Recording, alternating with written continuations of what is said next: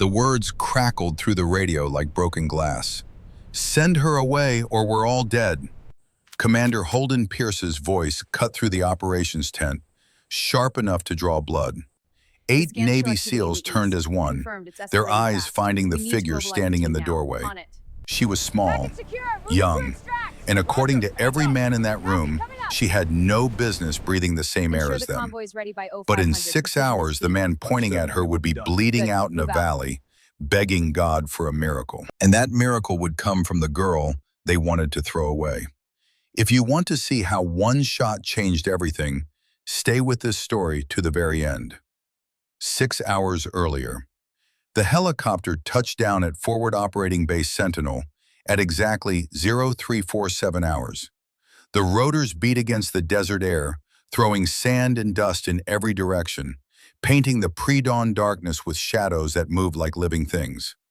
Ilara Mackenzie stepped onto Nevada soil for the first time in 3 years. 28 years old, 5 feet 6 inches. Auburn hair pulled into a regulation bun so tight it made her temples ache. Gray eyes that held a stillness most people spent lifetimes trying to find. She carried orders that would make very powerful men very angry, and a rifle case that cost more than most soldiers made in a year. The crew chief grabbed her arm before she could walk away from the bird. He had to shout over the rotors, his voice nearly lost in the noise. "Hey, you sure you're in the right place?" Elle looked at him. Her eyes held something that made him release her arm without understanding why. It wasn't anger, it wasn't threat, it was just stillness.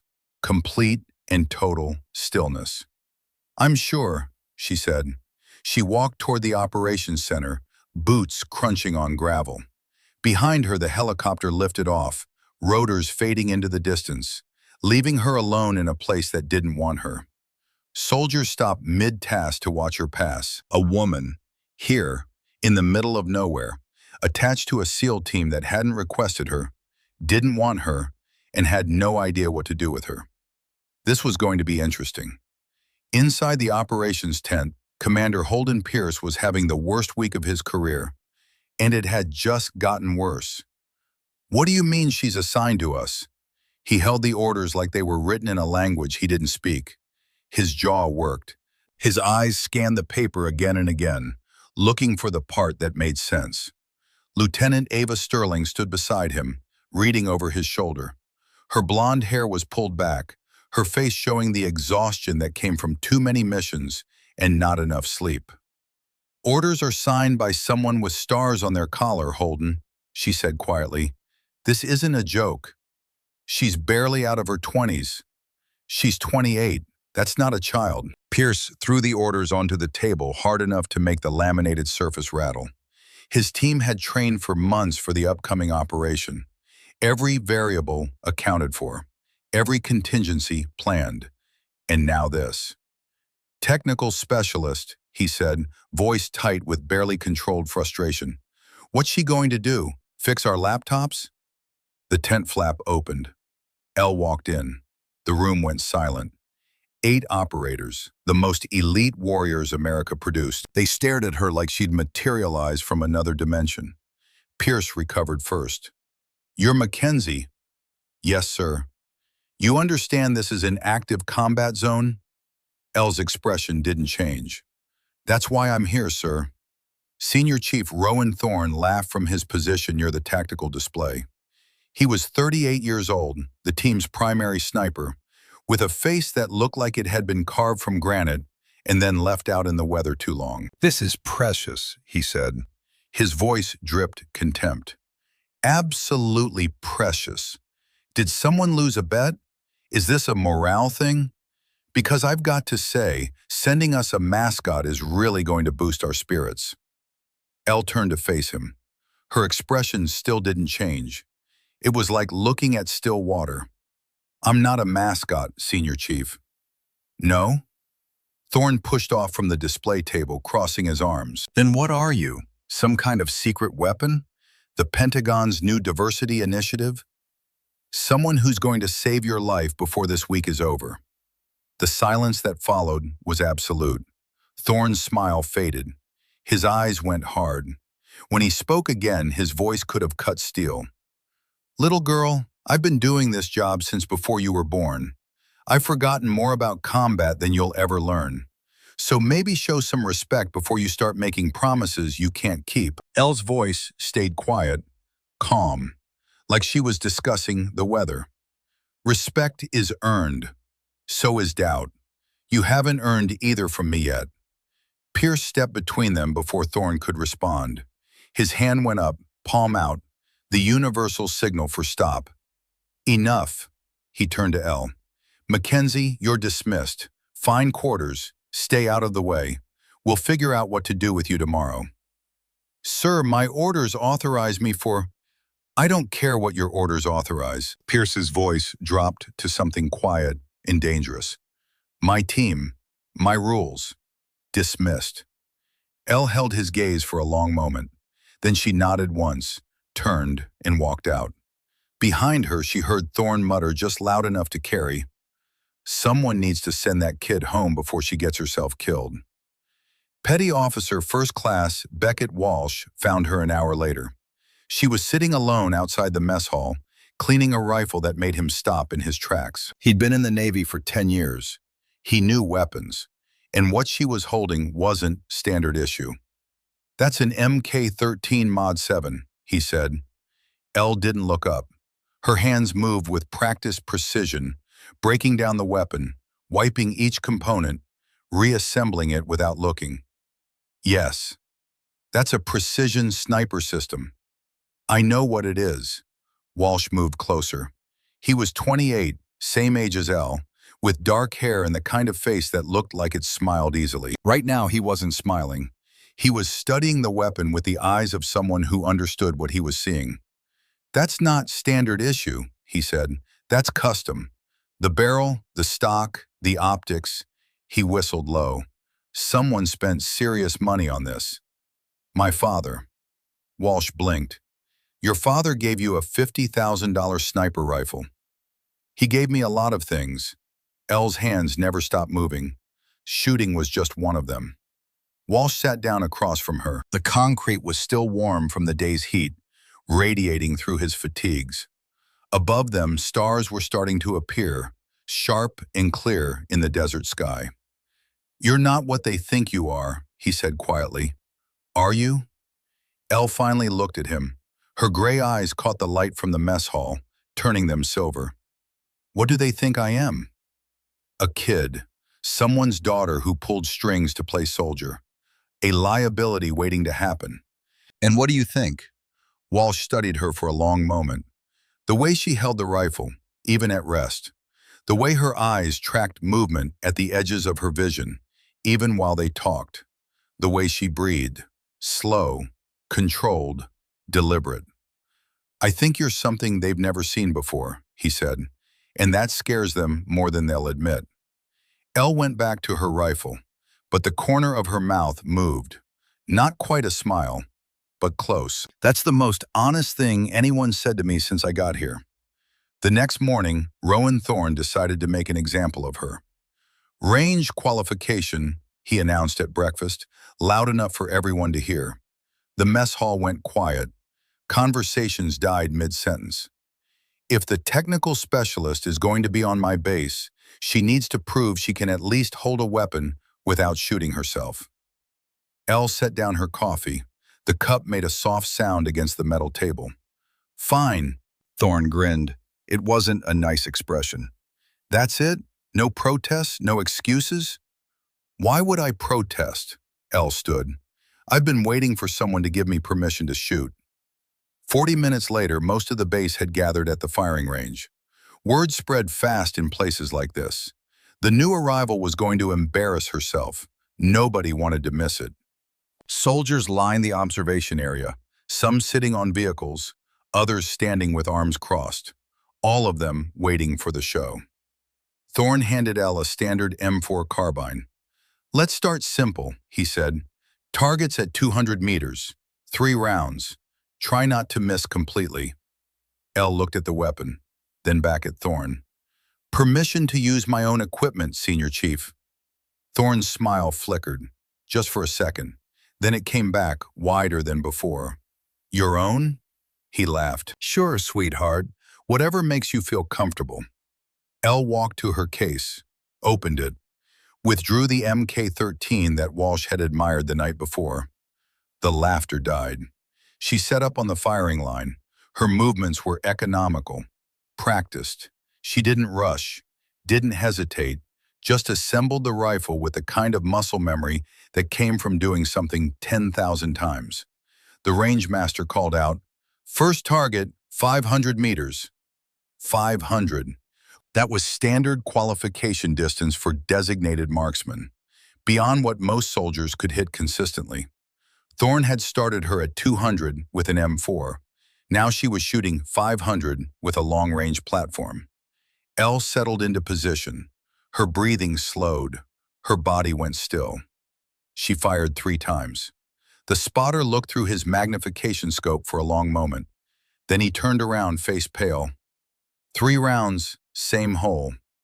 The range went quiet. 700 meters, Thorne said. His voice had gone flat. Elle adjusted, fired 3 more times. Same hole. 900, 3 rounds. 1 ragged hole that could be covered by a quarter. 1,100 meters. The wind had picked up. Elle could feel it on her face, read it in the way the heat shimmer moved across the desert. 1,100 meters. Light crosswind. Mirage making the target dance. She made final adjustments, each movement precise. Controlled her breathing. Squeezed the trigger 3 times. The spotter looked for longer this time. When he turned around, his voice cracked. 3 rounds, same hole. I can't tell them apart without walking down there. Thorne stared at the distant target. 1,100 meters. In light crosswind. With a rifle she just picked up. 3 rounds that could be covered by a single coin. Who the hell are you? He whispered. Elle began breaking down her rifle. Her voice was quieter than the desert wind. Someone who doesn't miss, Senior Chief. She looked at him. Someone who never misses. That night, Lieutenant Ava Sterling couldn't sleep. She sat in the intelligence office, the glow of computer monitors painting her face blue-white in the darkness.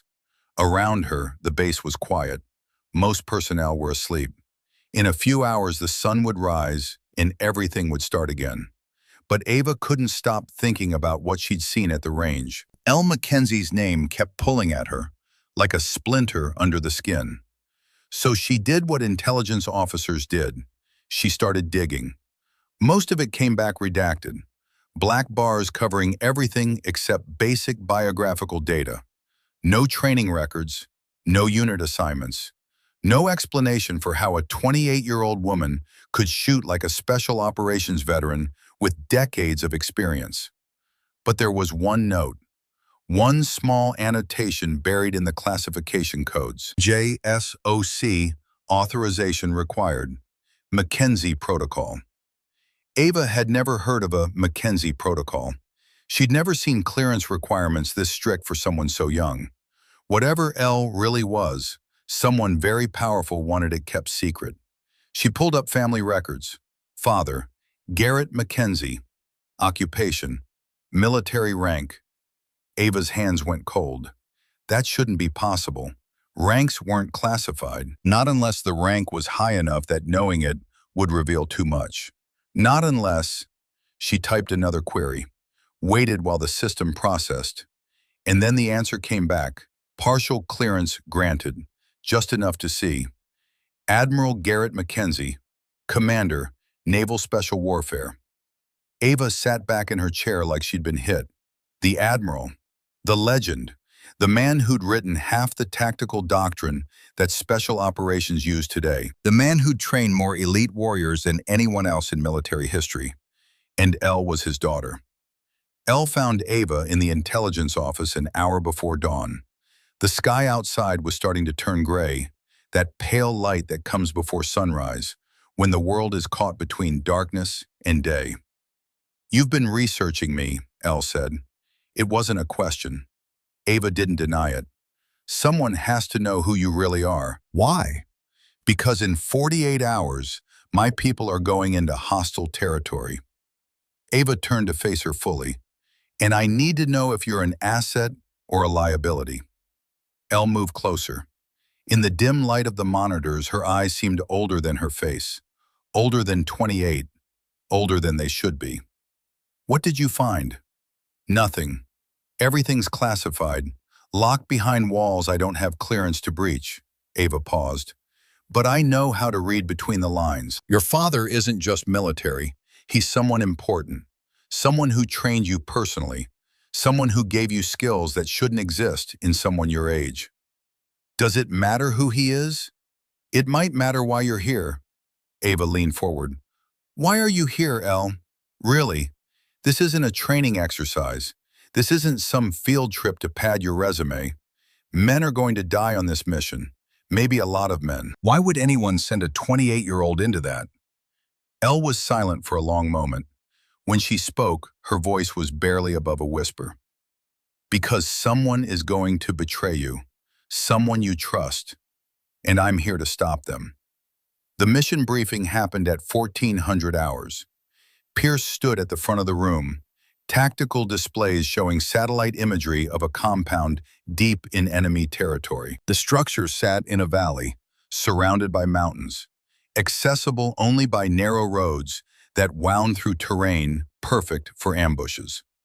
Target is a warlord named Malik Hassan, Pierce said. His voice was professional, detached. The voice of a man who'd given 100 briefings just like this one. He's responsible for 6 attacks on coalition forces in the last 3 months. Intelligence confirms he's meeting with arms dealers tomorrow night. We insert by helicopter, approach on foot, eliminate the target, and extract. Thorne raised his hand. What about the intelligence source? How reliable is this? Source is classified, but command considers it solid. We've been tracking Hassan's movements for weeks. This is the best opportunity we're going to get. Elle stood near the back of the room. She'd been studying the intelligence package for the past hour, and something about it bothered her. The information was too clean, too perfect, like someone wanted them to find it. Sir, she said. Every head turned. Pierce's jaw tightened. Mackenzie, this is a command briefing. I understand, sir, but I have concerns about the intelligence. Thorne snorted. Of course you do. The technical specialist has concerns about intelligence gathered by professionals with decades of experience. Elle ignored him. She stepped forward, moving to the tactical display, her finger tracing routes on the projected map. The compound layout, the guard rotations, the timing of the meeting. She looked at Pierce. It's too convenient. It reads like someone constructed it specifically for us to find. And you know this how? Pierce demanded. Because I've seen this pattern before. In training simulations designed to identify ambush scenarios. She met his eyes. This is a trap, Commander. Someone wants you to walk into that compound. The room erupted. Operators shouting over each other, some defending the intelligence, others demanding to know how a 28-year-old thought she knew better than their analysts. Pierce raised his hand for silence. When it came, his voice was ice. Mackenzie, you're dismissed from this briefing and from this mission. You will remain on base tomorrow night. That's an order. Sir, that's an order. Elle looked around the room, at the men who would be walking into that compound, at Walsh, whose face showed he believed her, at Thorne, whose contempt had only deepened. I hope I'm wrong, she said quietly. For all your sakes, I hope I'm wrong. She walked out. Behind her, Pierce turned back to his team. The mission proceeds as planned. We launch at 2200 hours tomorrow. Walsh found her at the vehicle depot 2 hours later. She was standing alone, staring at a line of Humvees like she was memorizing them. You really believe it's a trap? He asked. I know it is. How? Elle turned to face him. The afternoon sun caught her hair, turning the auburn strands copper. Because I've spent my entire life being trained to recognize them. My father, she paused, he's not just military, Beckett. He designed half the tactical doctrine that Special Operations uses today. He's been preparing me for moments exactly like this since I was 5 years old. Why would someone set up an ambush? That's what I don't know yet, but someone with access to classified intelligence fed you that information. Someone who wants this team dead. Walsh was quiet for a long moment. Above them, a jet passed overhead, contrail cutting white across the blue sky. If you're right, he said slowly, and they walk into an ambush tomorrow night, they'll be outnumbered, outgunned. No air support because the terrain makes extraction impossible. Elle's voice was flat, mechanical, running through scenarios she'd already calculated 100 times. Casualties will be total or near total within the first 15 minutes. We have to tell Commander Pierce. He won't listen to me. You saw what happened in the briefing. Then I'll tell him. He won't listen to you either. Elle's eyes found his. But when everything goes wrong tomorrow night, I need you to remember this conversation. Because I'm going to do something that will probably end my career, and I need at least one person to understand why. That night, Elle sat in her quarters and wrote a letter. She didn't know if anyone would ever read it, but she needed to put the words down, needed to make them real. Dad, tomorrow, something bad is going to happen.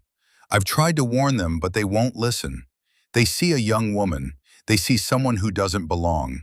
They can't see past their own assumptions to recognize the truth. You always told me that the hardest part of being exceptional isn't the training or the sacrifice.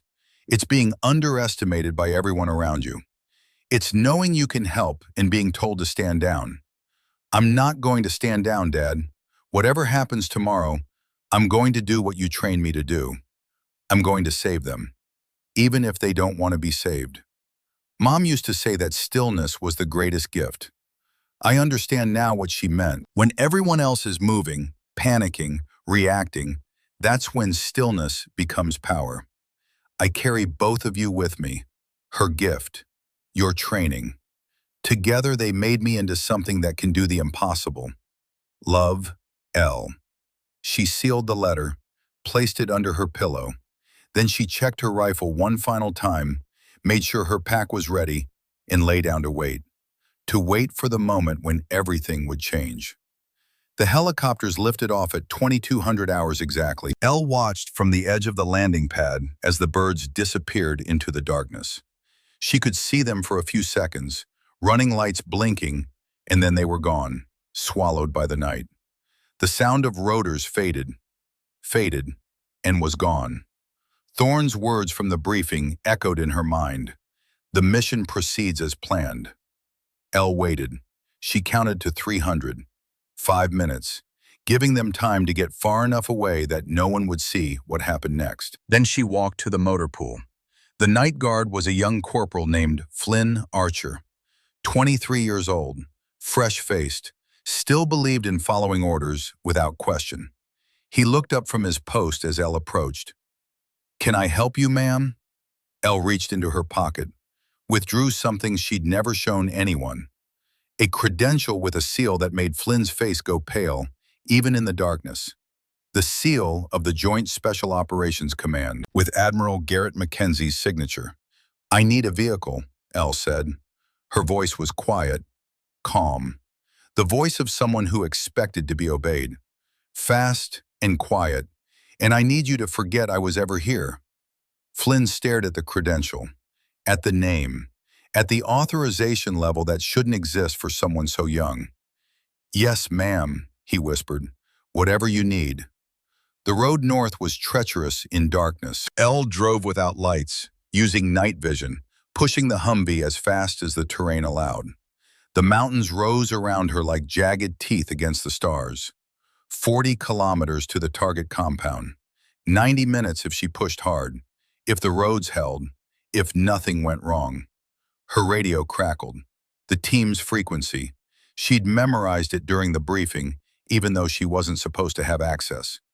Pierce's voice came through, distorted by distance and interference. "Viper team approaching objective. All elements report ready."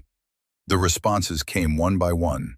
Thorne, Walsh, the others, all confirming, all moving into position. Elle pressed the accelerator harder. At the compound, everything was quiet. Too quiet. Thorne thought it, even as he moved through the shadows. Intelligence said light security. Intelligence said easy access. Intelligence said in and out in 30 minutes. But his gut said something else. The breach went smoothly, walls scaled, guards neutralized with suppressed weapons, entry points secured. They moved through the outer buildings in standard formation, weapons up, covering every angle. Empty, all of it empty. "Something's wrong," Walsh whispered into his mic. Thorne's hand went to his throat mic. "Command, target building is clear. No sign of Hassan, no sign of anyone." Before Pierce could respond, the night exploded. Muzzle flashes from every direction, explosions ripping through the compound, screaming in languages they didn't need to understand to know what they meant. Elle was still 20 kilometers out when she heard it on the radio. "Ambush! We are under fire! Multiple hostiles, all directions!" Thorne's voice, stripped of its earlier arrogance, now just raw and desperate. "Two wounded! We're pinned! Fall back to secondary position! Move! Move!" And then the words that made Elle's blood freeze. They knew we were coming. They knew exactly where we'd be. Elle drove faster.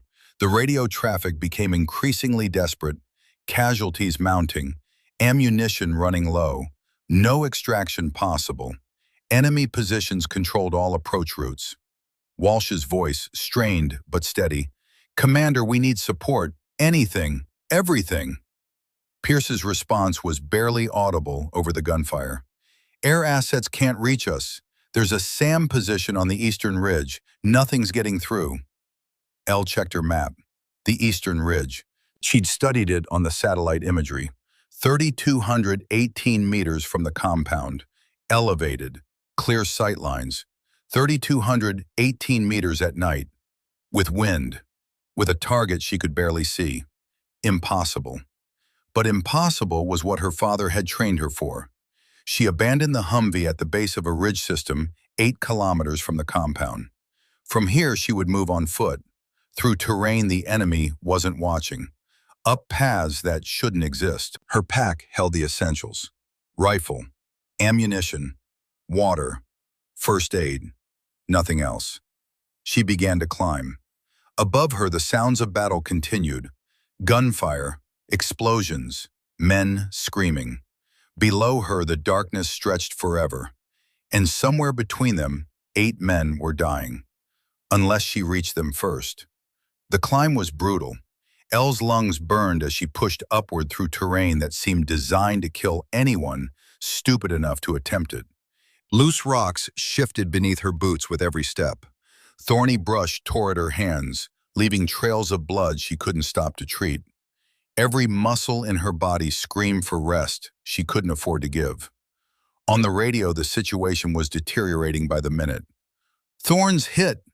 Walsh's voice crackled through static, high and tight with fear. "Femoral artery. I'm applying tourniquet, but he's losing blood fast." Pierce responded, his words punctuated by the staccato bark of gunfire. "How long can he hold?" "Maybe an hour, maybe less. We need evac now." "Air can't reach us. That SAM is still active." Elle climbed faster. The goat trail she'd identified on the map was steeper than satellite imagery suggested. In daylight, with proper equipment, it would have been challenging. At night, alone, with enemy fighters potentially anywhere, it was suicide. She didn't care. 8 men were dying. 8 men who had dismissed her, mocked her, told her she didn't belong. 8 men who would be dead by sunrise if she didn't do something impossible. Her father's voice echoed through her exhaustion, words spoken 1,000 times during training sessions that pushed her past what she thought were her limits. "Pain is temporary, Elle. Failure is permanent. Which one can you live with?" She kept climbing. 30 minutes into the ascent, her hand closed on empty air where rocks should have been.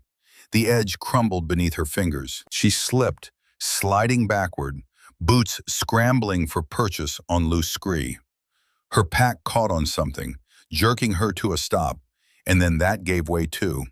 She was falling. Her hands shot out, desperate, grabbing at anything solid. Her fingers found a root, held. Her body swung out over darkness, shoulders screaming with the strain of supporting her full weight plus gear. For a long moment she hung there. Below her, nothing but black. A fall that would kill her before she hit bottom. Above her, more climbing, more pain. And somewhere beyond the ridge, men dying. Elle looked down into the abyss. It would be so easy to let go, to fall, to let someone else be the hero. But then she heard it. Thorne's voice on the radio, weak now, fading. "Tell my daughter Bryn, tell her daddy tried." Elle pulled herself up, one arm, then the other, dragging her body onto stable ground through pure determination. She allowed herself 3 breaths, just 3. Then she stood and continued climbing. The radio crackled again. This time it was a voice she didn't recognize. One of the wounded operators, speaking through gritted teeth, each word costing him. "Tell my wife I love her. Tell her I'm sorry." "Shut up," Pierce cut in, and for the first time Elle heard desperation beneath his command voice.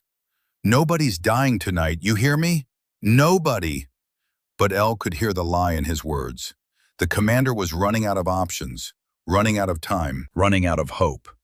She was 40 minutes from the ridge, 40 minutes from a shot that might save them all. If they lasted that long, the enemy knew they had the SEALs trapped. Elle could hear it in the radio traffic she was intercepting on secondary frequencies. They were taking their time, tightening the noose, enjoying the slow death of America's finest warriors. "We should rush them," one of the operators said, voice raw with desperation. "Break through to the east." "Negative," Pierce responded. "That sniper on the ridge will cut us down before we make 50 meters. We tried that approach. Lawson took a round in the shoulder." "Then what? We just sit here and wait to die?" "We wait for a miracle." Elle's jaw tightened. She was the miracle. She just had to get there in time. 20 minutes later, she reached a plateau. The terrain opened up, giving her her first clear view of the valley spread out below. It looked like hell had opened its mouth. Muzzle flashes everywhere, tracers cutting through darkness like angry red lines drawn by a mad artist. And at the center, a cluster of rocks where the SEALs had made their final stand. They were surrounded on 3 sides. The 4th side was a cliff face. No escape, no reinforcement. Just 8 men against what looked like 40 or 50 enemy fighters. Elle scanned the ridge across the valley. There, the SAM position. She could see the launcher, silhouetted against the stars. And beside it, a figure. The operator who was keeping rescue helicopters away. 3,218 meters across a valley filled with swirling mountain wind. At night, with a target she could barely see. Her father had made her take shots like this in training, hundreds of times, thousands. But training wasn't combat. Targets didn't shoot back, and failure in training meant embarrassment, not death. She found a position, stable, clear sightline. She began setting up her rifle. On the radio, Walsh's voice cut through. "Thorne's crashing. His pulse is thready. We're losing him." Pierce's voice cracked for the first time, raw, human. "Stay with me, Senior Chief. That's an order. You don't have permission to die." Thorne's response was barely audible.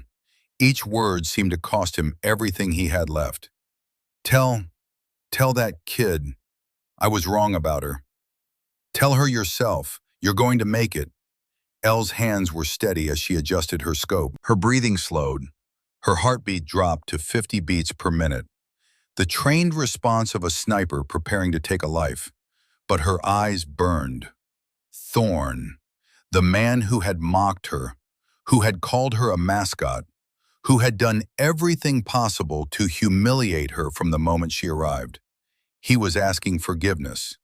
In what he thought were his final moments, he was thinking about the girl he'd dismissed. "I'm coming," Elle whispered to the darkness. "Just hold on.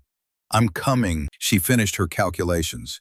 Windage, elevation, the curve of the bullet over 3,218 meters. At this range, she wasn't aiming at what she could see. She was aiming at where mathematics said the target would be when the bullet arrived.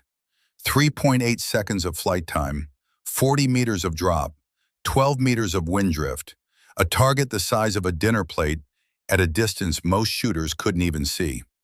One shot. Everything depended on one shot. She keyed her radio. The frequency was supposed to be secure, but she'd memorized it from the briefing.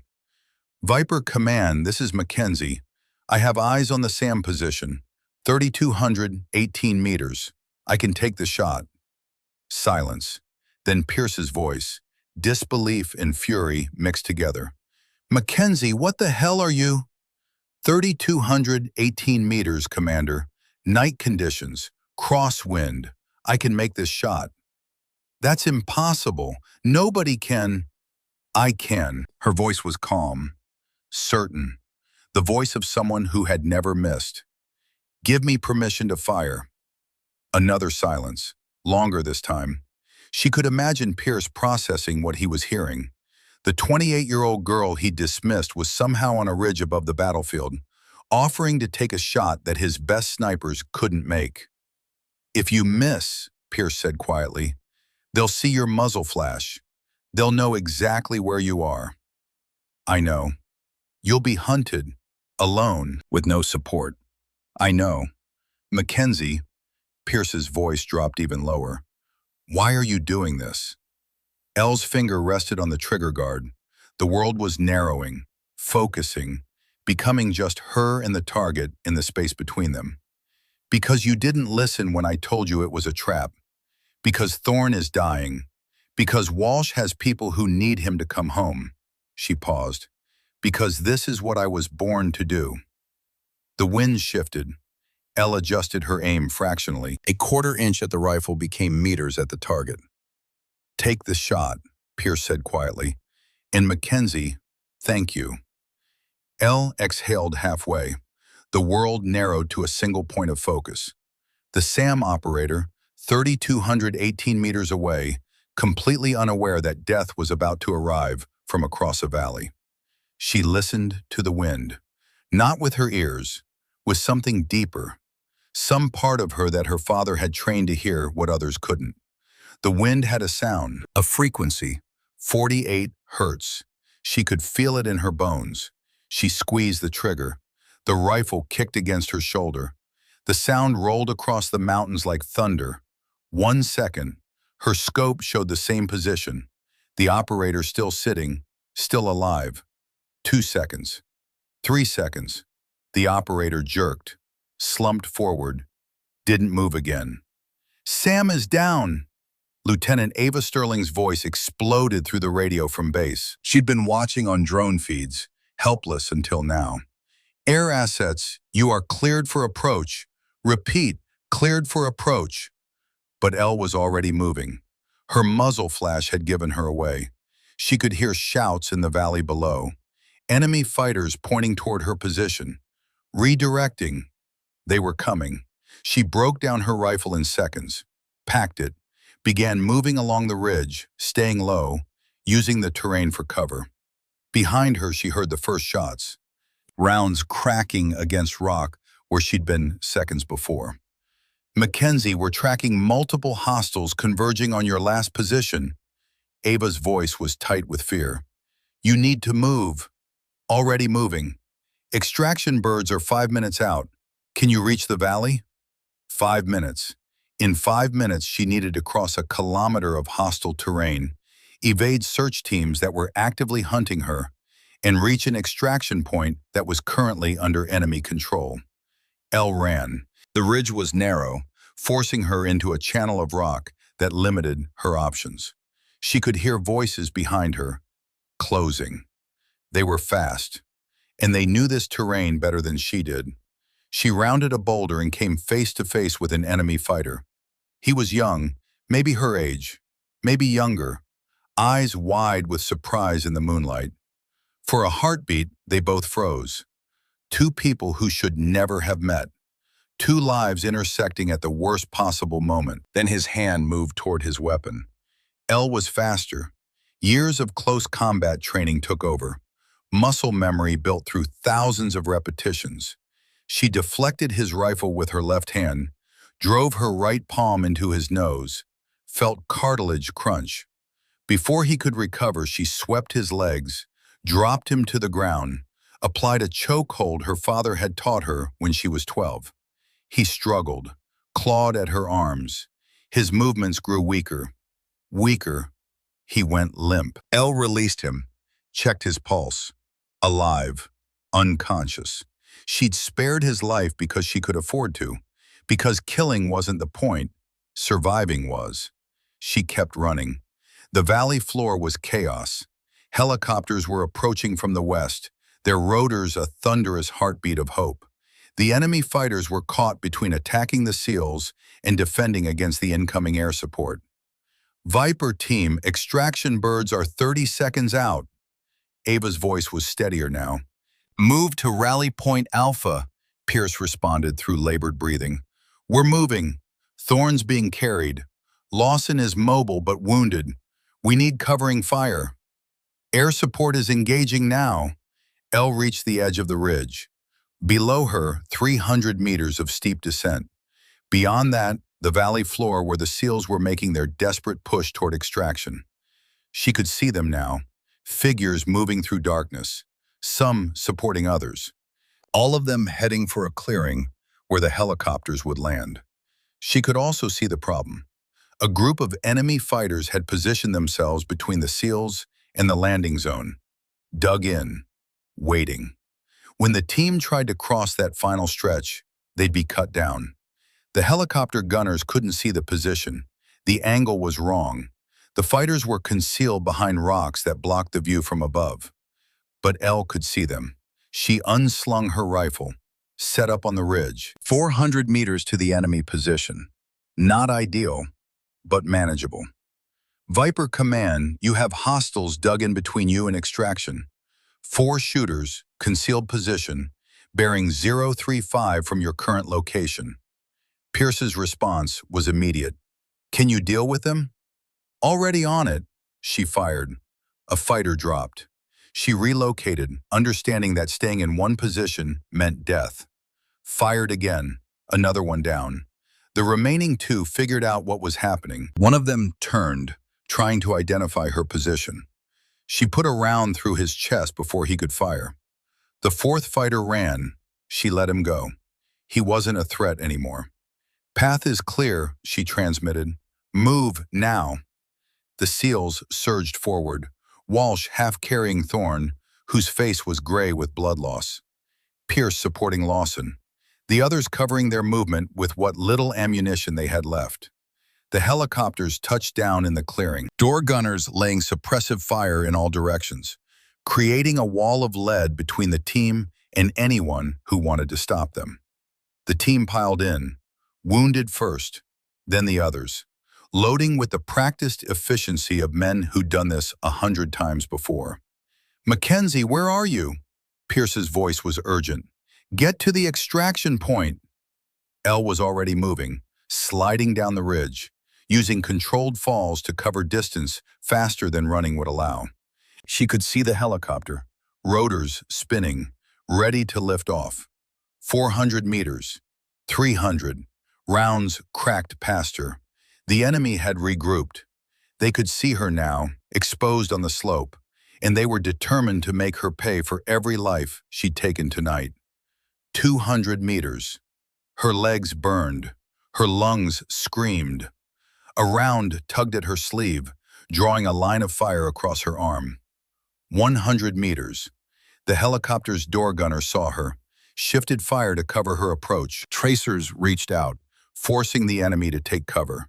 50 meters. Elle sprinted with everything she had left, every reserve of energy, every ounce of determination. The helicopter was lifting, beginning to climb, but the crew chief was reaching for her, hand extended. She jumped. His hand caught her wrist. For a moment she hung suspended, legs dangling over darkness, the ground falling away beneath her. And then he pulled. Other hands grabbed her, and she was inside, collapsing on the deck plates, gasping for air she couldn't seem to find. The helicopter climbed, tilted, accelerated away from the valley. She was alive. They were all alive. Thorne was unconscious on a stretcher. Medics already working on his leg, hands moving with practiced efficiency. Walsh sat beside him, holding the senior chief's hand like he could anchor him to life through sheer will. Lawson was being bandaged. The others looked like men who'd seen death and barely escaped. Their faces were streaked with sweat and blood. Their eyes held that 1,000-yard stare that came from combat that went too close.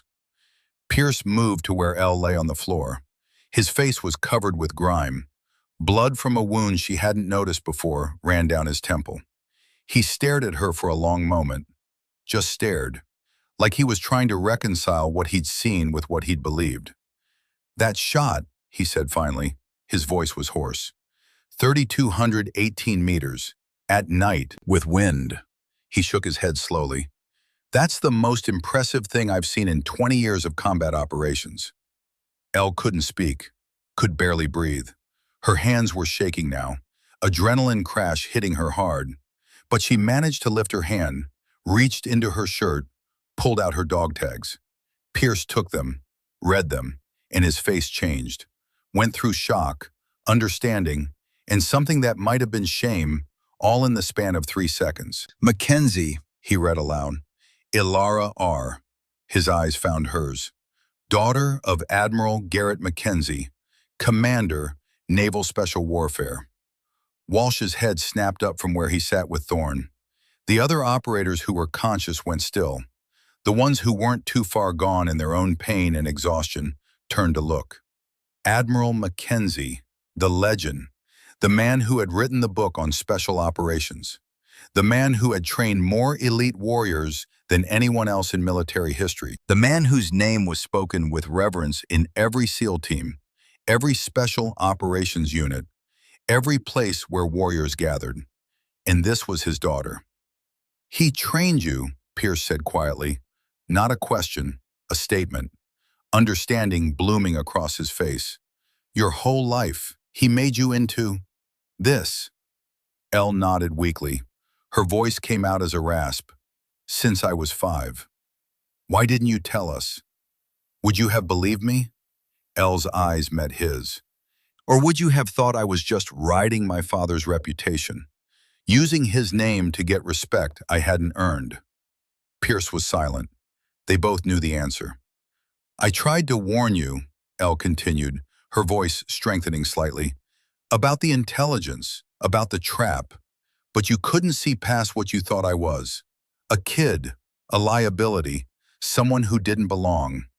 Pierce closed his eyes. When he opened them, something had changed. Some fundamental shift in how he saw the world. "I was wrong," he said. The words seemed to cost him. "We all were." He handed back her dog tags. "You saved 8 lives tonight, Mackenzie, including mine. I won't forget that." Elle tucked the tags back inside her shirt. "Then maybe next time you'll listen when someone tells you something's wrong, even if that someone is a 28-year-old woman." "Especially if," Pierce said. The helicopter flew on through the darkness, carrying its cargo of survivors toward the distant lights of the base. But Elle wasn't thinking about the base. She was thinking about what she'd heard on the radio during the ambush. The way the enemy had known exactly where to find them.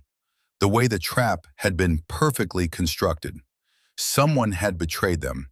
Someone with access to classified intelligence. Someone who had almost gotten 8 men killed tonight, and Elle intended to find out who.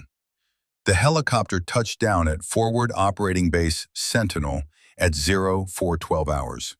Medical teams rushed the aircraft before the rotors stopped spinning. Elle watched from the deck as they loaded Thorne onto a stretcher. His face was gray, his breathing shallow, but his eyes were open. "Hang in there, Senior Chief," Walsh said, gripping Thorne's hand one final time before the medics pulled him away. "You're too mean to die." Thorne's eyes fluttered, found Walsh, then found Elle. Something passed between them. Recognition, gratitude, a wordless apology for every cruel thing he'd said. Then they were running with him toward the surgical unit, and he was gone. Pierce stood beside Elle as the chaos swirled around them. Wounded being triaged, reports being shouted, officers demanding explanations for what had gone so catastrophically wrong. "You need medical attention," Pierce said, nodding at her arm. Blood had soaked through her sleeve. The wound was still bleeding sluggishly. Later, Elle's eyes tracked the base personnel rushing back and forth. Her mind was already working, already analyzing. "We need to find out who did this. The intelligence failure, that's for the investigators." "Not investigators." Elle turned to face him. "Me." Pierce's jaw tightened. "You're suggesting we have a traitor." "I'm not suggesting anything. I'm telling you." She lowered her voice. "The enemy knew exactly where you'd be. They knew your approach routes. They knew your extraction options. That level of detail doesn't come from lucky guessing. It comes from someone who had access to your operational planning." "That's a serious accusation." 8 men almost died tonight. That's serious." Elle met his eyes. "I need to see the intelligence chain of custody.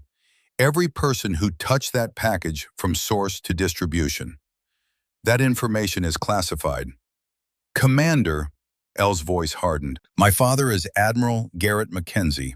I have clearance levels you don't even know exist. Either you help me find the traitor, or I go over your head so fast you'll feel the breeze." Pierce stared at her. This wasn't the quiet girl who'd arrived 2 days ago. This was someone else entirely. Someone who had been forged in fire and emerged as steel. "Follow me," he said. Lieutenant Ava Sterling was already in the intelligence office when they arrived. She looked up from her terminal. Her face was pale with exhaustion and something darker. "I've been going through the source data," she said without preamble. Elle was right. The intelligence was constructed, fabricated. Someone planted it specifically for us to find. "Who?" Pierce demanded. "That's what I'm trying to determine." Ava pulled up a screen. Lines of code, access logs, digital fingerprints. The initial report came from a paid informant. Handler was a contractor named David Morgan. But when I checked Morgan's access logs, she paused, fingers hovering over the keyboard. "What?" Elle stepped closer.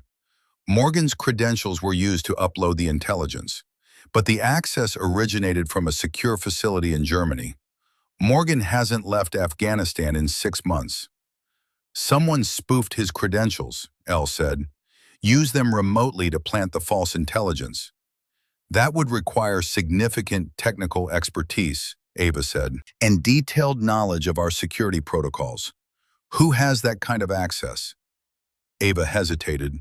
Her eyes flickered to Pierce, then back to Elle. "A handful of people, all vetted, all trusted." "Names," Elle said. Her voice was ice. Ava took a breath, then she started typing. "There are 4 people with the technical capability and access level required. 2 are currently deployed to other theaters. 1 is on leave in the States." She paused again. "The 4th is here, on this base." "Who?" The name appeared on the screen. Elle read it twice to make sure she wasn't mistaken. "Major Dalton Crane, Intelligence Liaison. 15 years of service, decorated, trusted." "Crane?" Pierce's voice was hollow, empty. "I've known him for 8 years. He was at my wedding. He's godfather to my son." "Then he's been lying to you for 8 years," Elle said. She was already moving toward the door. "Where is he?" "Elle, wait." Ava stood. "We need to do this properly. Chain of evidence. Interrogation protocols. If Crane is really the traitor, we need to build a case that will hold up. And if he runs while we're building our case?" "He won't run. He doesn't know we're onto him." Elle stopped, turned. "You're sure about that?" Ava opened her mouth to respond. Then her terminal beeped.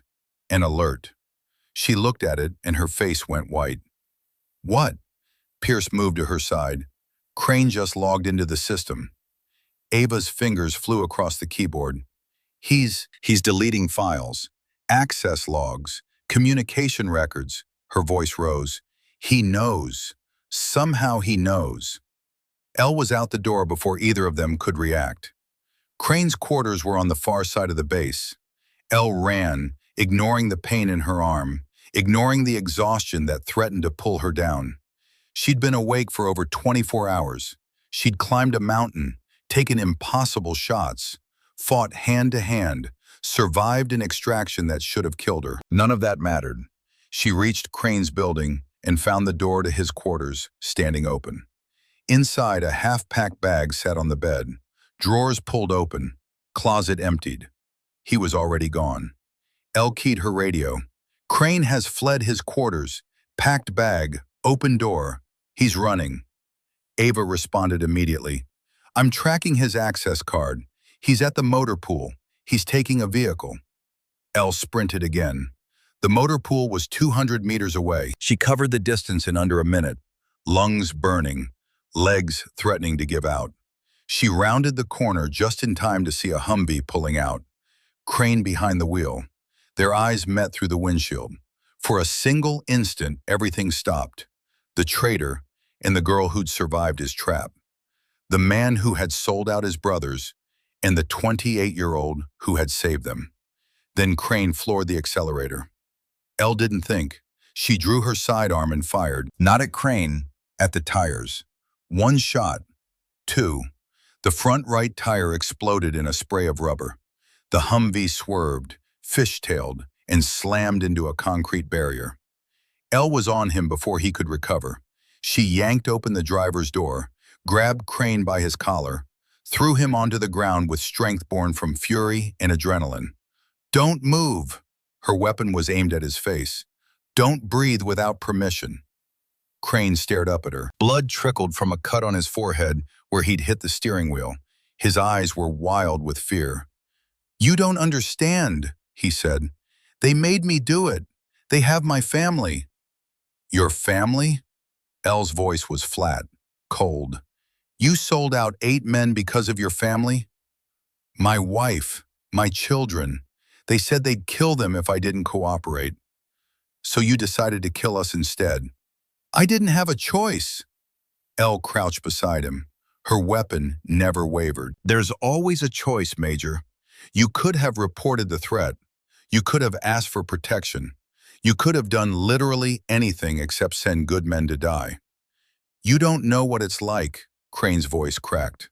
Watching your children grow up, knowing someone could take them away at any moment, knowing that every day you don't cooperate might be the day they disappear. You're right, I don't know what that's like. Elle leaned closer. But I know what it's like to run toward a battle I wasn't supposed to be part of. I know what it's like to make impossible shots while men are dying around me. I know what it's like to fight for people who don't even want me there. She stood, weapons still aimed. You had everything. Trust, position, brothers who would have died for you, and you threw it all away because you were afraid. Military police arrived then, sirens and flashlights converging on the motor pool. Pierce was with them, along with Ava and a squad of armed personnel. Take him, Elle said, stepping back. They hauled Crane to his feet. As they dragged him away, he looked back at Elle one final time. Who are you? He asked. Who the hell are you? Elle's voice was quiet, final. The girl you tried to get killed, the one who came back anyway. The debriefing took 3 hours.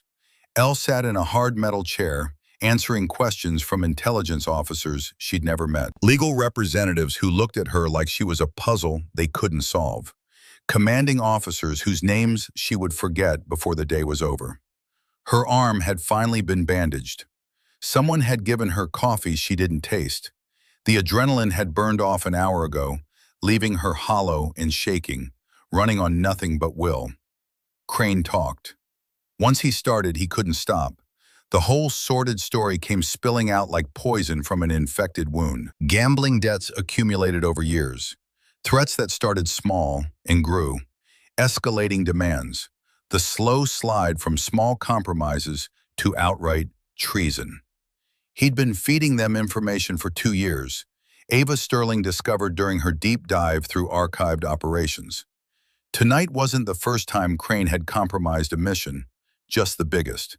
How many others died because of him? Elle asked when they finally let her leave. Ava stood in the corridor outside the briefing room. Her face showed the weight of what she'd learned. What she'd discovered buried in files that should have been examined more closely years ago. She didn't answer. That was answer enough. Thorne's out of surgery, Ava said instead, changing the subject to something neither of them wanted to think about too deeply. They saved his leg. He's going to make it. Elle closed her eyes. For a moment she let herself feel the relief. The weight that had been pressing on her chest since the helicopter ride back eased slightly. Thank you for telling me. You should go see him. When he wakes up, Ava paused. He's been asking about you. Has he? Every time he surfaces, first thing out of his mouth. Ava managed a tired smile. I think you made an impression. Elle walked to the medical unit as dawn was breaking over the desert. The sky was turning from black to gray to gold, painting the sand in colors that seemed too beautiful for a day that had started with so much death. Thorne was in a private room. Machines beeped softly. IV lines ran into his arm. He looked small in the hospital bed, diminished in a way that warriors should never look. But he was breathing. His chest rose and fell with steady rhythm. Walsh sat beside him. He looked like he hadn't moved in hours. Probably hadn't. His eyes were red, but dry now. How is he? Elle asked from the doorway. Walsh looked up. They say he'll walk again. Might take months of rehab, but he'll walk. He gestured to the other chair. Come in. He'd want you here. Elle moved into the room, sat down. For a moment, neither of them spoke. Outside, the base was waking up. Soldiers moving to breakfast. The day shift taking over from night watch. Life continuing like the world hadn't almost ended. He woke up about an hour ago, Walsh said quietly. Asked about you. Wanted me to give you a message. What message? Walsh's voice was rough. He said he was wrong about everything. He said you're not the kid he thought you were. He paused. He said you're the best damn sniper he's ever seen, and he's seen a lot. Elle didn't know how to respond to that. She sat in the hospital chair, looking at the man who'd mocked her, tormented her, tried to drive her away, the man whose life she'd saved. Tell him we're even, she said finally. He doubted me. I proved him wrong. That's all there is to it. That's not all there is to it. Walsh leaned forward. He's going to be different when he wakes up. What happened out there, what you did, it changed him. It changed all of us. People don't change that easily. Some do, when they're forced to see the truth about themselves. Walsh looked at her directly. For what it's worth, I believed in you. From the first time I watched you clean that rifle, I knew you were something special. Why didn't you say anything? Would it have mattered? Would any of them have listened? Elle considered the question. No, probably not. Then I figured I'd let you prove it yourself. Walsh managed a tired smile. And you did. 3,218 meters. In the dark. With wind. That's going to be a legend. You know that, right? They'll be telling that story for decades. I don't want to be a legend. Too late. You already are. Admiral Garrett Mackenzie arrived at 0600 hours with the sunrise at his back. Elle was sitting alone on the steps of the operations center, watching the light change when she heard the helicopter. She knew it was him before the bird touched down. Some part of her had been waiting for this moment since she'd made the shot, since she'd done the thing he'd trained her whole life to do. The helicopter landed in a storm of dust and noise. The door opened, and her father stepped out. 64 years old, silver hair cut military short, face weathered by decades of service. He wore his dress uniform, every medal, every decoration, every symbol of a career that had shaped modern special operations. Behind him came 3 generals, 2 Army, 1 Air Force, all of them watching Elle with expressions she couldn't read. And behind them, it seemed like half the base had found reasons to be nearby. Operators lined the edges of the landing pad, support personnel, everyone who'd heard the story, everyone who wanted to see what happened next. Pierce stepped forward to meet them. His uniform was fresh, but his face still showed the exhaustion of the previous night, the near death that had come so close. Admiral Mackenzie, welcome to FOB Sentinel. Commander Pierce, her father's voice was deep, commanding, exactly as Elle remembered from every briefing, every training session, every moment of her life. I've read your report, all of it. Sir, I want to personally apologize for how your daughter was treated when she arrived. If I had known, if you had known, you would have treated her differently. Her father's voice wasn't angry, just matter of fact. That's precisely why you weren't told. She needed to prove herself without my shadow hanging over her. He looked past Pierce, found Elle sitting on the steps. She did. Elle stood, walked forward, stopped at attention in front of her father. Every eye on the base was watching them now, watching the moment between the legend and the daughter he'd forged into something that shouldn't exist. Admiral, she said. Her voice was formal, correct. The voice she used when they were in public, and he was her commanding officer instead of her father. Staff Sergeant, his voice was cold, professional, the voice of authority.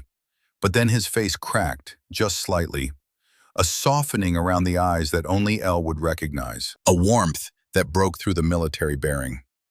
You scared the hell out of me, he said quietly. I learned from the best, sir. Her father laughed, actually laughed. The sound seemed to release something in the assembled crowd. Officers relaxed. Operators exchanged glances. The tension that had been building broke like a wave against rocks. 3,218 meters, her father said, turning to address everyone, making sure his voice carried. Night conditions, crosswind, moving to a position no one else would attempt, taking a shot no one else could make. He paused, let the weight of those words settle, and then pursuing a traitor single-handedly, apprehending him before he could escape. All of this after being dismissed, after being told to stand down, after being treated like she didn't belong. He looked at Pierce. His voice stayed level, but there was steel underneath. Commander, you had a weapon under your command that you didn't recognize. That's not entirely your fault. My daughter was designed to be underestimated. It's part of her tactical advantage. Design, sir? I've been training her since she was 5 years old. Her father's voice carried no apology, no regret. After her mother died, I didn't know how to be a parent. I only knew how to be a warrior, so I raised her as one. He turned back to the assembled crowd. Every range session, every tactical exercise, every simulation my teams used to train the best operators in the world. Elle did them all. Not once, thousands of times. She's not just a talented shooter. She's the most extensively trained precision marksman I've ever produced. And I've produced quite a few. Silence. Every person present stared at Elle with new eyes, seeing her not as the girl who'd arrived 3 days ago, but as something else entirely. A weapon, a warrior, a culmination of decades of knowledge poured into a single person. One of the generals stepped forward, 3 stars on his collar, face carved from granite. Staff Sergeant Mackenzie, you've been recommended for immediate assignment to DevGru. The recommendation came from Commander Pierce and was endorsed unanimously by every operator who served with you last night. Elle's breath caught. DEVGRU. The Naval Special Warfare Development Group, the most elite tier of special operations in the world, the level that even most SEALs never reached. Sir, I'm 28. Assignment would begin immediately. You've more than proven you're ready. Elle looked at her father. He nodded slightly. Permission, acknowledgement, pride. Elle started, stopped. Her mind was racing through possibilities, through everything this meant, the life she could have, the warrior she could become, and the price she'd already paid. The exhaustion that went deeper than physical, the shaking in her hands that wouldn't stop, the way she'd almost frozen on the ridge before taking the shot, the fear that had clawed at her throat even as her training took over. I accept, she heard herself say. Thank you, sir. The area erupted. Operators crowded forward to congratulate her. Pierce shook her hand again, his grip firm. Walsh pulled her into a hug that lifted her off the ground. Even the generals were smiling now. But through it all, Elle's eyes found her father's. He nodded once, a private acknowledgement. A father's pride expressed in the only language he knew. She nodded back. 2 hours later, Elle sat beside Thorne's hospital bed. The senior chief was awake now, propped against pillows. His face had more color, but pain lined his features with every breath. "So," he said when she walked in. His voice was weak but present. "DEVGRU. Word travels fast. This is a military base. Word travels at the speed of gossip, which is faster than light." He shifted, wincing. "You deserve it. I mean that." "You don't have to." "Yeah, I do." He cut her off. "I was an ass to you from minute one. I saw a young woman and decided you were worthless. Didn't matter what you could do. Didn't matter what you proved. I'd already made up my mind." Elle sat in the chair Walsh had occupied earlier. "You weren't the only one." "No, but I was the loudest." Thorne's eyes met hers. "I've been doing this job for 18 years. I thought I knew what a warrior looked like. Big, strong, male, experienced." He shook his head slightly. "You're none of those things, and you outperformed every operator I've ever served with." "I had good training." "Training doesn't explain what you did. I've seen trained shooters freeze under pressure. I've seen experienced operators miss shots half that distance because their hands were shaking." His voice grew harder. "You didn't freeze. You didn't shake. You climbed a mountain alone in enemy territory and took a shot that saved my life."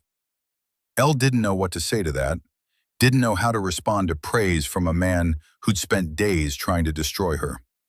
"I'm going to ask you something," Thorne continued, "and I want an honest answer.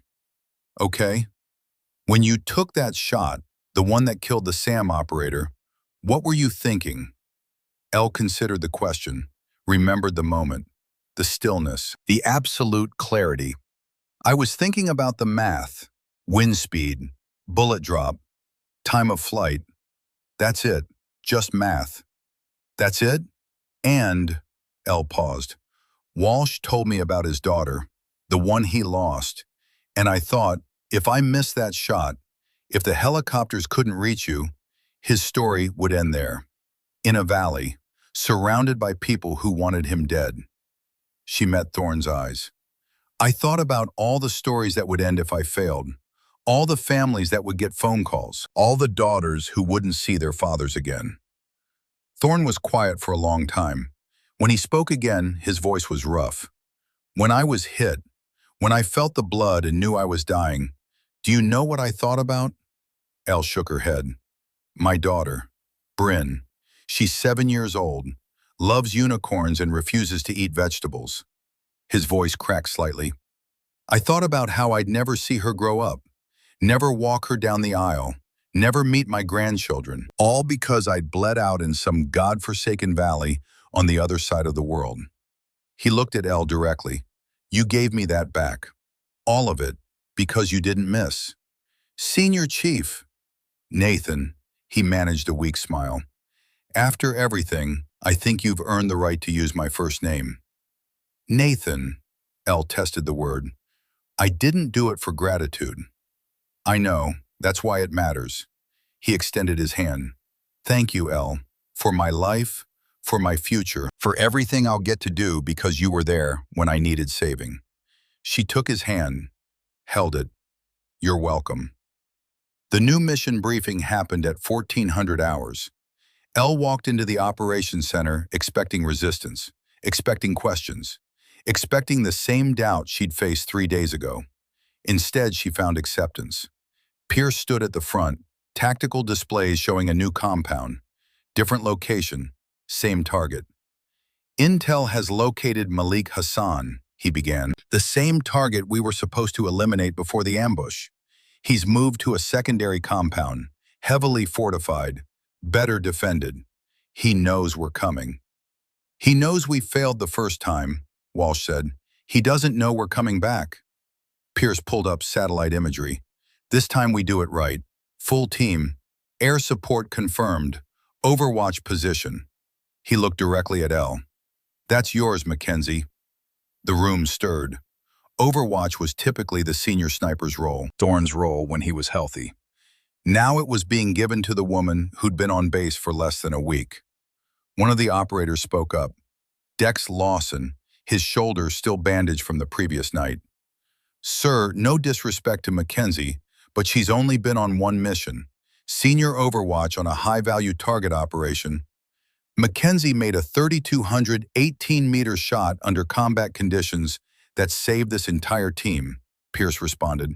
His voice was calm but firm. She exposed a traitor who had been feeding our operations to the enemy for 2 years. She has more combat experience in the last 72 hours than most operators get in their first deployment. He paused, looked around the room. Any other objections? Silence. Good. Callahan, you'll position here.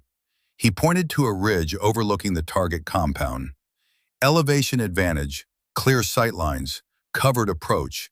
You'll be our eyes and our insurance. Elle studied the position, the angles, the distances, already calculating what she'd need. What about extraction? Helicopter support will be on station throughout the operation. The moment we have confirmation of target elimination, birds come in for pickup. And if something goes wrong, Pierce met her eyes. Then you do what you did last time. You adapt. You overcome. You bring everyone home. The weight of his trust settled on Elle's shoulders. 3 days ago, this man had dismissed her as a liability. Now he was putting the lives of his entire team in her hands. Understood, sir. Elle visited Thorne one more time before the mission. Found him in physical therapy, working with a trainer, trying to take steps on his wounded leg. Sweat poured down his face. His jaw was clenched against pain he refused to acknowledge. Looking good, Senior Chief, she said from the doorway. Thorne glanced up. Liar. He took another step, grimacing. But I appreciate the sentiment. I heard about the mission tomorrow. Yeah. He paused his exercise, grabbed a towel. You're taking Overwatch. That's my position. Was your position. Was. Thorne limped toward her, waving off the trainer's attempt to help. I'm out for at least 6 months, probably longer. Someone has to fill the gap. I'm not trying to replace you. I know. He stopped in front of her. That's why I asked Pierce to give you the role. Elle stared at him. You asked? Don't act so surprised. I'm an ass, not an idiot. Thorne's expression was serious. You're better than me, Elle. That shot you made, I couldn't have done it, not in those conditions, not at that range. Maybe on my best day, with perfect weather and all the time in the world. Maybe. But you did it when it mattered, when everything was falling apart and men were dying. I was lucky. Luck is what happens when preparation meets opportunity. Your father taught me that. His voice softened. He called me this morning, told me the full story, how he trained you, why he kept it secret, and I understand now, why you are the way you are, why you don't react when people doubt you. He paused. You've been doubted your whole life, by everyone except him. You've learned to let results speak for themselves. Results are all that matter. No, Thorne shook his head. People matter, the men you save, the families who get their fathers back, the children who grow up with parents because someone was good enough and brave enough to make the impossible shot. He extended his hand. Thank you, Elle, for my life, for my future, for everything I'll get to do because you were there when I needed saving. She shook his hand. Just doing my job. Your job saved 8 lives. Thorne squeezed her hand before releasing it. Now go save more. That's an order. The helicopters lifted off at 0400 hours. Elle sat in the lead aircraft, rifle case between her knees, watching the faces of the men around her. They were different now. The hostility was gone. The doubt was gone. In its place was something she'd never expected to see directed at her. Trust. Walsh caught her eye and nodded. Pierce was reviewing tactical displays, but he glanced up long enough to give her a thumbs up. Even the operators who had been most skeptical now looked at her like she was one of them. Because she was. Finally, completely. The flight took 40 minutes. Elle used the time to review her calculations one more time. The overwatch position Pierce had assigned offered excellent sight lines, but limited escape routes. If things went wrong, she'd be exposed. She didn't care. She'd been exposed before. She'd survived before. She would survive again. The helicopter touched down 3 kilometers from the target compound. Elle was first out, moving toward her position while the team assembled for their approach. Whisper, radio check. Pierce's voice in her ear. Whisper copies, moving to overwatch. Good hunting. The climb to her position took 20 minutes. By the time she reached the ridge, the eastern sky was beginning to lighten. Dawn was coming. The assault would begin with first light. Elle set up her rifle with practiced efficiency. The compound spread out below her. Guards on the walls, vehicles in the courtyard, movement in the windows. Hassan was there, she could feel it. Whisper in position. I have eyes on target compound, counting 12 hostiles visible, probably more inside. Copy, Whisper. We're beginning approach. She watched through her scope as the team moved through the valley. Shadows among shadows. They were good, the best. But even the best could be surprised. Whisper, I've got movement on the north wall. Single hostile, elevated position. I see him. Elle adjusted her aim. The guard was scanning the valley, unaware that death was watching from a kilometer away. He hasn't spotted you. Continue approach. Copy. The team reached the outer perimeter. Breaching charges placed. Timers set. Everyone in position. 30 seconds to breach, Pierce reported. Elle's finger rested on the trigger. The guard on the north wall had turned, looking in the wrong direction. Perfect. 20 seconds. She controlled her breathing. Slow, steady, the familiar calm settling over her like a second skin. 10 seconds. The guard turned again. His eyes swept across the valley. Stopped. He'd seen something. Contact! Elle's voice was sharp. North wall guard is alerting, taking the shot. She fired. The guard dropped before he could raise an alarm. Threat neutralized. Continue breach. The charges detonated. The team poured through the walls. Gunfire erupted from every direction. Elle worked her rifle with mechanical precision. A fighter emerging from a doorway. Down. Another one trying to flank the team from the west. Down. A third raising an RPG toward the assault force. Down. Multiple hostiles exiting the main building. Walsh's voice was tight. I see them. Elle shifted her aim. 5 fighters running toward defensive positions. She fired 5 times. 5 fighters fell. Jesus, someone breathed over the radio. She's not missing. Focus on your sector, Pierce said. Whisper, any sign of the primary target? Negative, he's not visible from my position. Copy, we're entering the main building. Elle watched helplessly as the team disappeared inside. She could hear the gunfire through the radio. Shouts, explosions, the chaos of close-quarters combat. Contact in the central room. Grenade, get down. Man down. Lawson's hit. Elle's heart hammered. She couldn't help them in there, couldn't protect them when the walls blocked her view. Whisper, we've located the target. Hassan is in the basement. We're pursuing. Copy, Viper. I'm watching the exits. The compound's rear door burst open. 3 figures emerged, running toward a vehicle parked near the back wall. One of them was taller than the others, older, moving with the authority of command. Target is exiting through the rear, Elle shouted. 3 hostiles moving toward vehicle. I have the shot. Take it!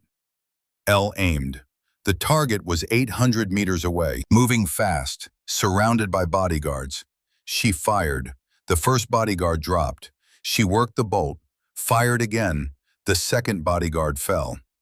Hassan threw himself behind the vehicle. She couldn't see him now, couldn't get a clean shot. Target is using vehicle for cover. I don't have an angle. Can Can you disable the vehicle? Already on it. Elle put a round through the engine block, then another through the front tire. The vehicle wasn't going anywhere, but Hassan was still hidden, still alive. Viper, I need you to flush him out. I can't see him behind that vehicle. We're pinned in the basement, taking fire from multiple directions. Elle made a decision. A crazy, reckless, completely unreasonable decision. I'm repositioning.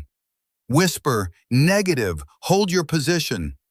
She was already moving, grabbing her rifle, sliding down the ridge, running toward the compound.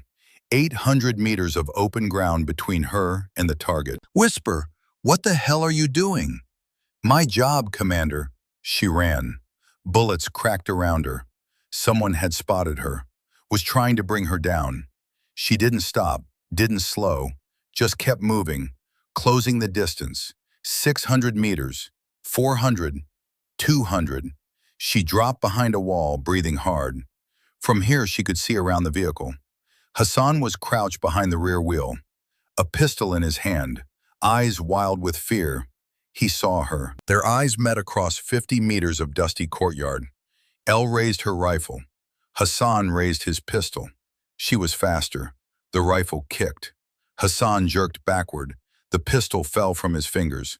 He slumped against the vehicle and didn't move. Target down, Elle reported. Her voice was steady despite the adrenaline flooding her system. Malik Hassan is eliminated. Silence on the radio. Then Pierce's voice, filled with something that sounded like awe. Copy, Whisper. Target confirmed down. All units prepare for extraction. The helicopters arrived 12 minutes later.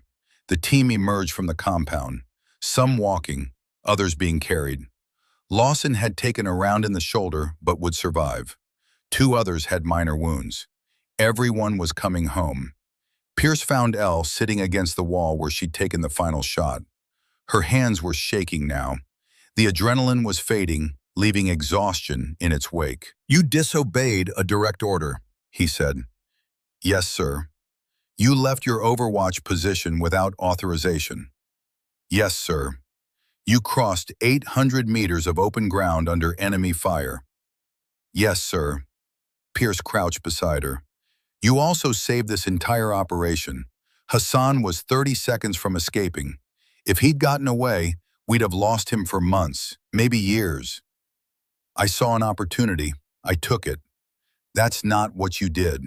Pierce's voice was quiet. You saw your team in trouble. You saw a target escaping. And you decided that following orders mattered less than completing the mission and protecting your people.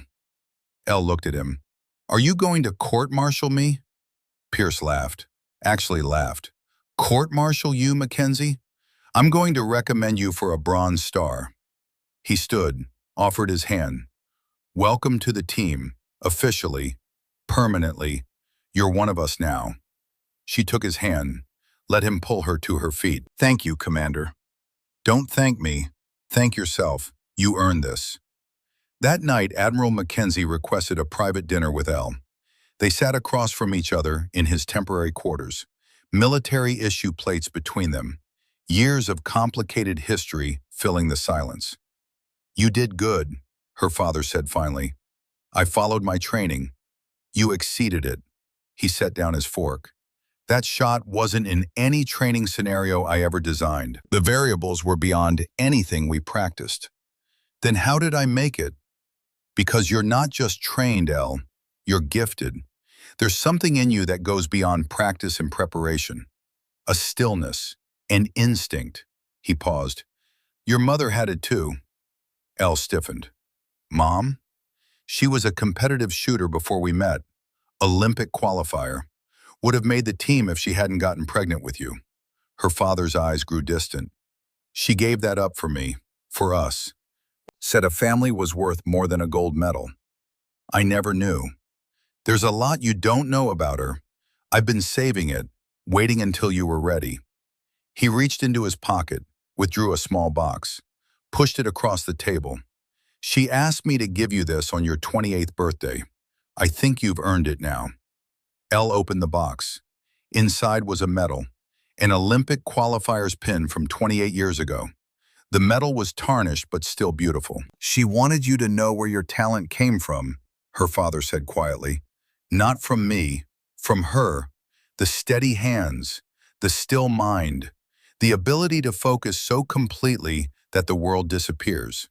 That's her gift to you. Elle held the pin, felt its weight, understood what it meant.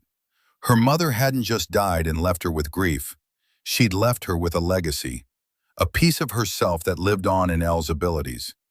I wish I could have known her, Elle whispered. The real her, not just the sick version at the end. She knew you'd say that.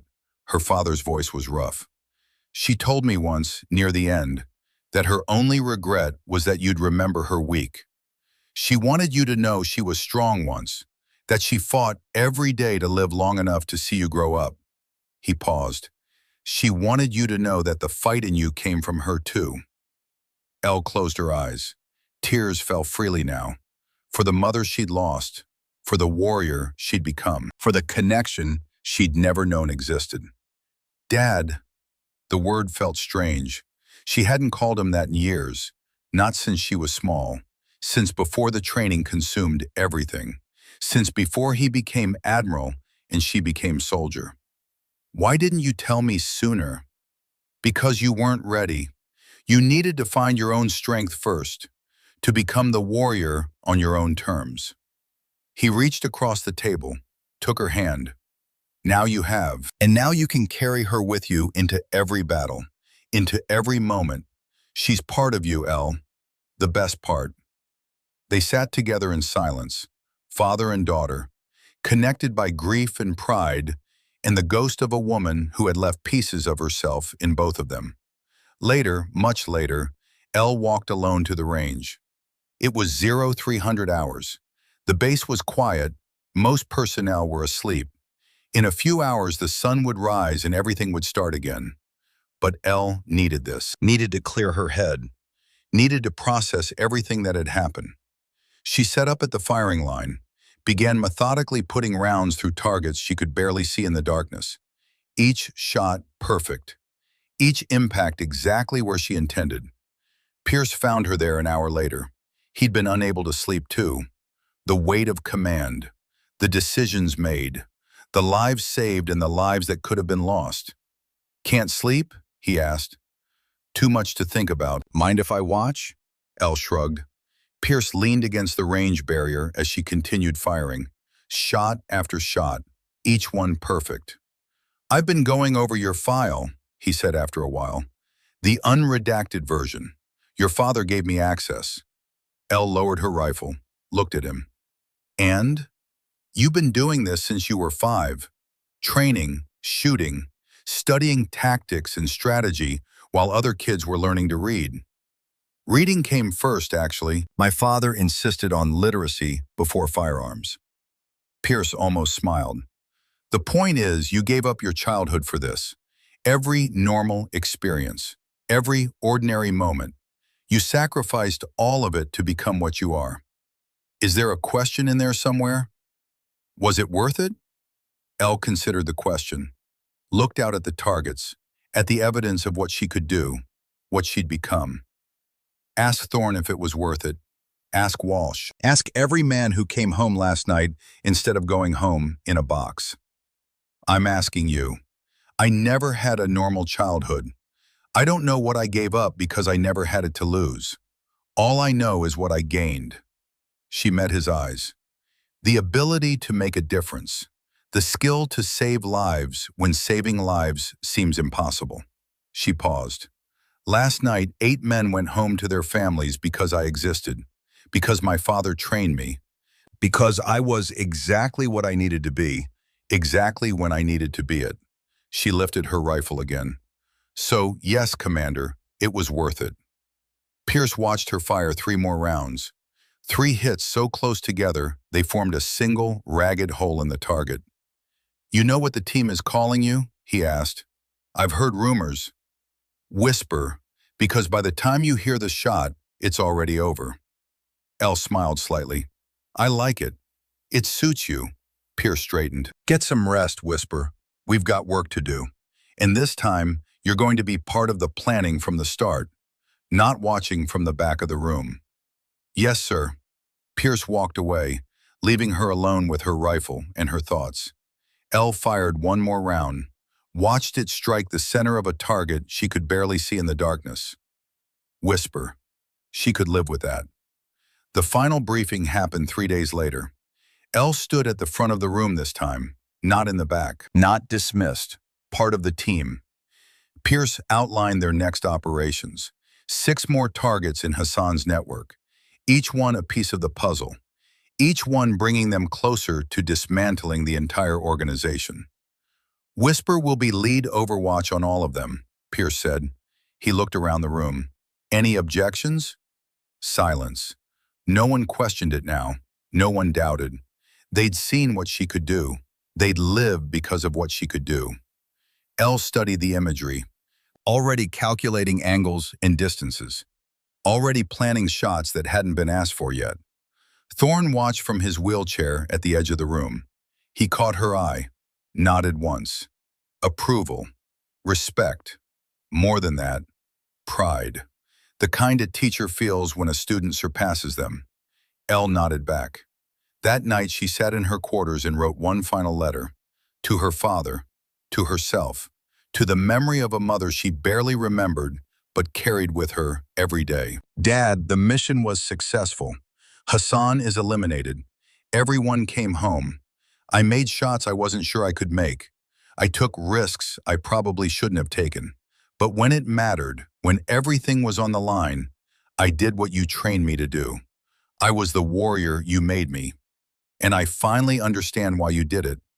Not because you didn't know how to be a father, because you knew exactly what kind of world I would face.